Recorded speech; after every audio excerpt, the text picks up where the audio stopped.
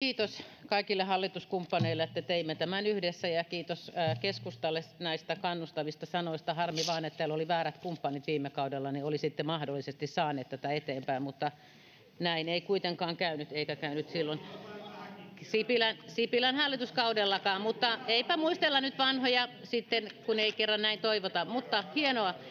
Vastaan muutamiin kysymyksiin. Ensinnäkin Ruotsissa on ollut tämä kiinteä 25% korotus jo noin 15 vuotta, ja siellä ei laajaa selvitystä ole tehty, mutta tiettyjä päätelmiä on voitu jo tähän mennessä tehdä.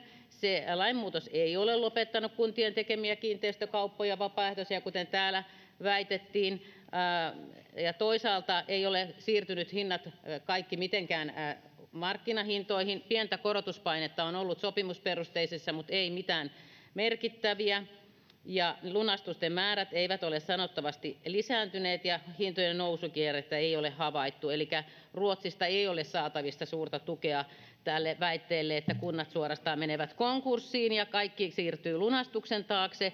Otin tässä tämmöisen pienen lukuarvion siitä, että 5 vuoden aikana on laskettu, että mikäli taannehtivasti 5 vuotta on laskettu, että mikäli ne lunastukset, joita kunnat tehneet, niin siitä se summa on noin 40 miljoonaa, mitä tämä toisi lisää koko maan alueella lisää näihin hintoihin. Ja jos ajattelee sen sillä lailla, että kunnat saa kiinteistöveroa vuosittain noin 2,2 miljardia, niin tämä summa on alle 2% pelkistä kiinteistöverotuotoista, joita kunnat saavat. Et ei tässä nyt puhuta mistäkään siitä, että tässä nyt hirveitä hintoja ja kaikki menee konkurssiin.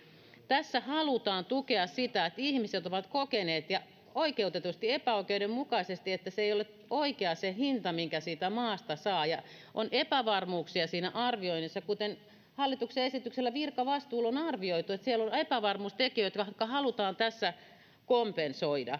Ja paljon muutakin olisi. Luonnonsuojelukysymyksiin löytyy hallituksen esityksestä vastaukset.